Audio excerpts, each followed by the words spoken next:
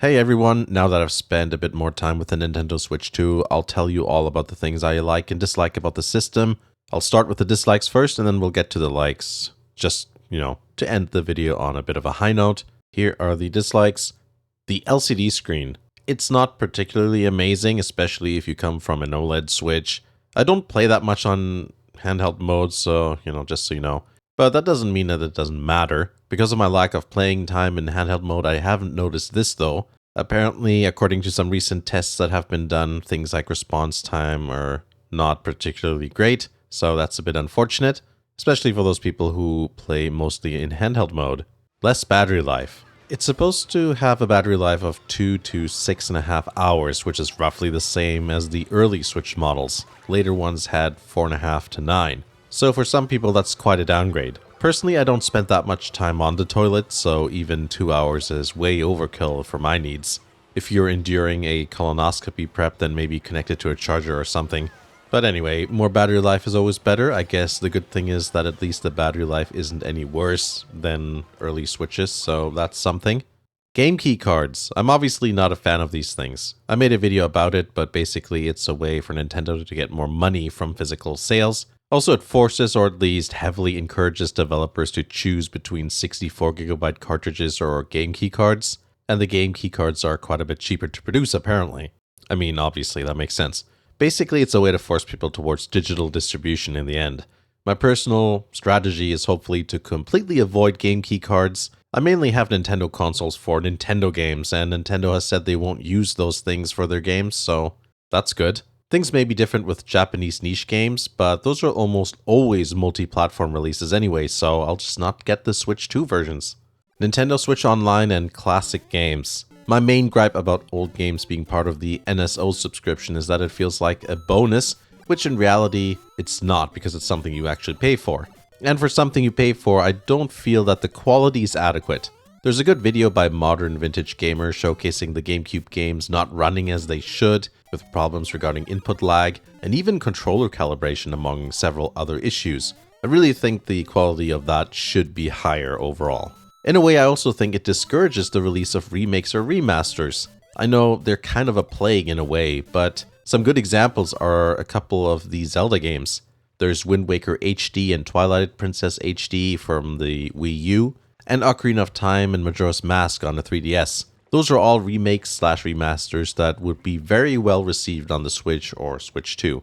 Expensive games. I'm personally not surprised with increased game prices. It's been happening over the years, and we've seen prices increase basically almost every console generation. And then of course there's inflation, so we've seen a lot of price increases on a lot of things in the last several years. That being said, doesn't mean I like it, so I'm just going to mention it here, I suppose. Not much more I can say. Now on to the likes. Backwards compatibility. Now this is a big one. It's nice that I can play all my Switch games and even have some improvements for a lot of them. Even some unpatched games that had performance issues run better a lot of the time. If they go below the target FPS, they're usually consistent, which is nice. And when you have like dynamic resolution sort of situations, usually it'll stay at the target resolution pretty much all the time. So that's pretty good. Magnetic controller attachment. I like how the Joy-Con attach to the system. Since the rails are gone, there's less mechanical bits that can get dirty or whatever. Magnets seem like a good solution, and it's all nice and clean in terms of how, physically it is. There's not like weird nooks and crannies and stuff. And they seem to hold very securely. There's no issue holding the entire system up from just one Joy-Con. But I haven't tried like ripping it off or something. The good thing is the most logical place where you would, put your finger to take the controller off, there is a little switch there that extends the plunger to make the controller come off. So yeah, seems very well thought out. Joy-Con battery life. On the Switch 2, they said the Joy-Con will run for about 20 hours, which is the same as the, Switch 1 controllers. Seems to be the case from what I can tell. I haven't, timed them, but I guess that's kind of the point. The battery life is long enough to where you usually don't have to think about it. It's just like, it's probably charged enough. Original Switch controllers are reusable. Being able to reuse the original Joy-Con and Switch Pro controller is excellent. You just have to make sure to charge the Joy-Con with either one of those docking station things or a charging grip. And a Switch Pro controller just works like a Switch Pro controller. It's just missing the game chat button or whatever the hell that is. Top USB-C connector.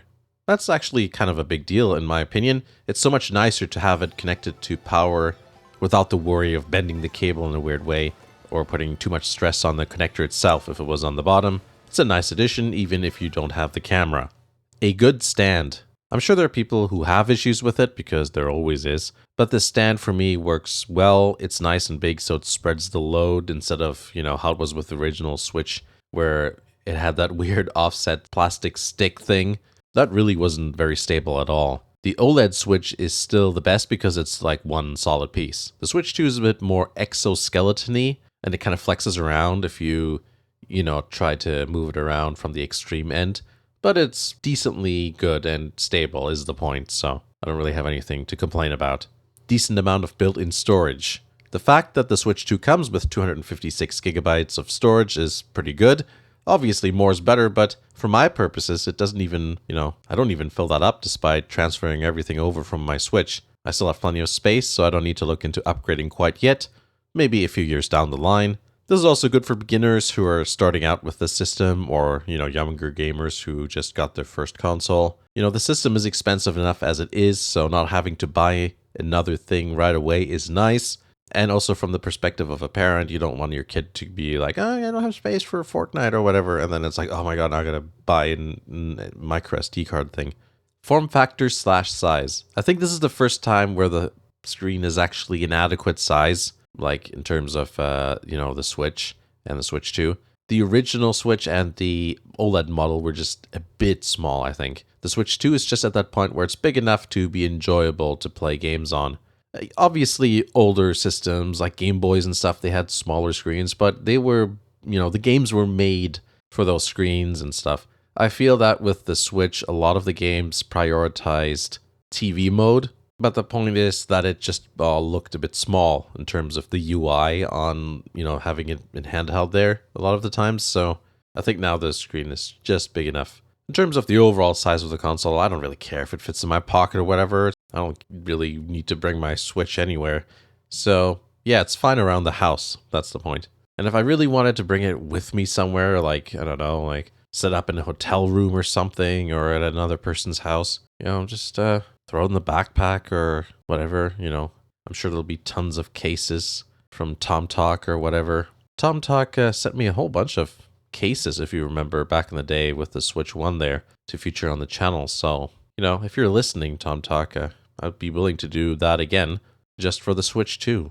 But yeah, that's my likes and dislikes with the Nintendo Switch 2 so far. Other people have different opinions. Thanks for watching, and I'll see you again in the next video.